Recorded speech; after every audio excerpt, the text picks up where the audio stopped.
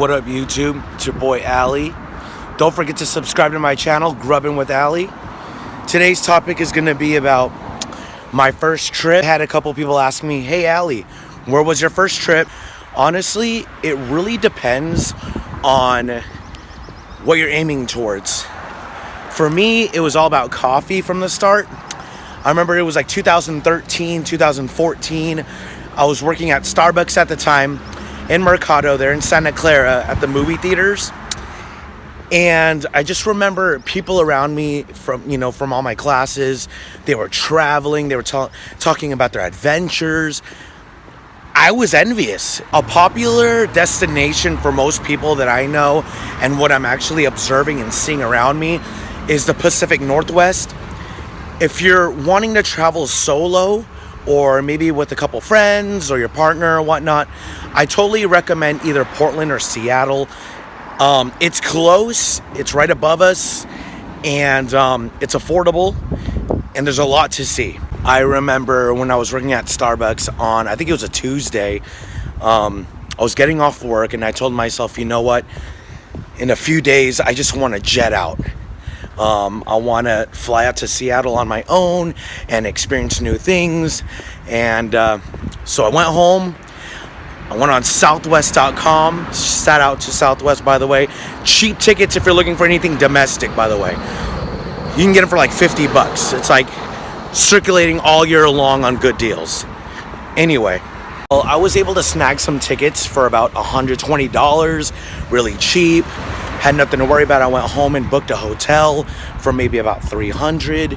Very decent. And because it was my first time traveling, I didn't know too much, especially going solo. I still remember I left on Thursday, and once I arrived in Seattle, it was around 2 p.m. I go to the hotel. I was actually at a Best Western right across the street from the Space Needle, by the way, which was great because I didn't have to travel far or walk or anything. Mind you, this was before Uber or Lyft. So here I am. I'm in Seattle, and I have $335 to my name, nothing else. I arrive at the hotel, and the guy says, it's $300. And I go, wait, aren't I supposed to be paying like after I check out? No, I didn't know that I was supposed to pay right there and then. So here I am. I pay up $300 up front, and I only have $30 to $35 in my pocket. I'm pacing around my hotel room for about an hour, thinking, how am I going to do this? How am I supposed to eat? How am I supposed to enjoy the things I want to do if I only have $30? And I tell myself, I'm like, okay. I Google mapped it, and it was about 20 minutes from my hotel room to walk to Pike Place. I walk there, and the number one thing I wanted to do first was get coffee at the original Starbucks, because going to the original Starbucks was like the key, one of the main things I wanted to do. So it was free. And so I ordered a coffee for about $180. And so I'm left with, plenty of cash still. I walk across the block to Pike Place Chowder. I paid for a small bowl for about $5. So now I have two things out of my list done.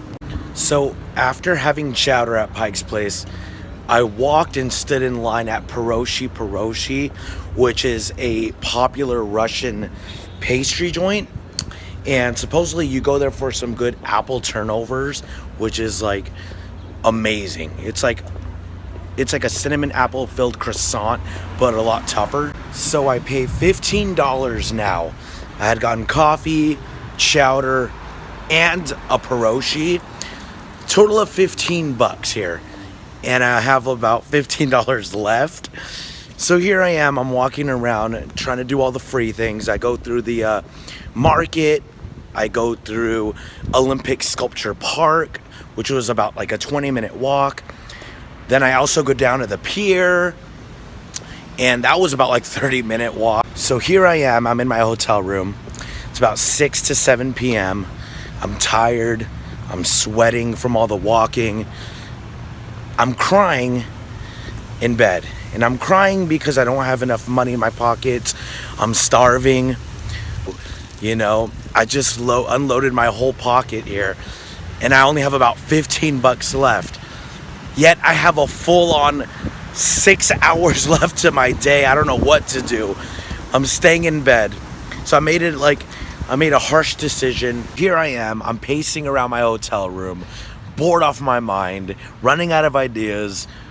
I stroll outside the neighborhood, checking out architectures, just taking pictures of whatever.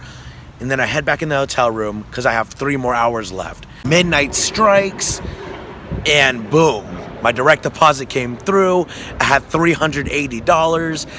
See, I was getting paid like $9 an hour, I believe. 4 or 5 hour shifts. I was going to school at the time.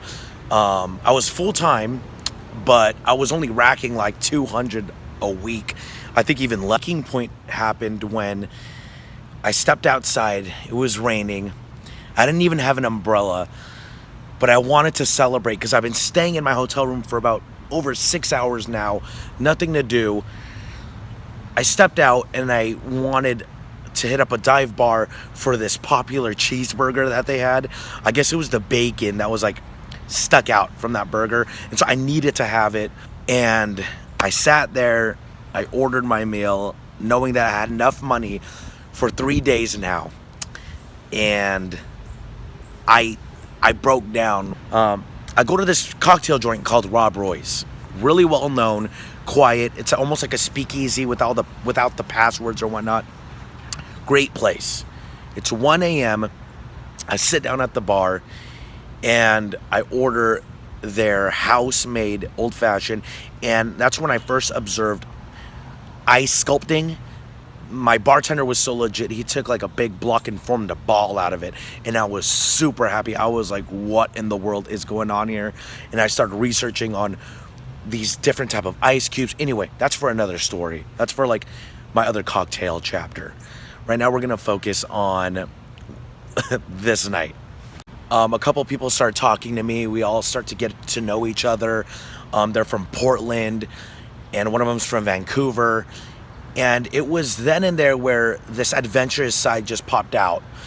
Like I said, I was by myself. I didn't know anybody. And I gained this connection with people.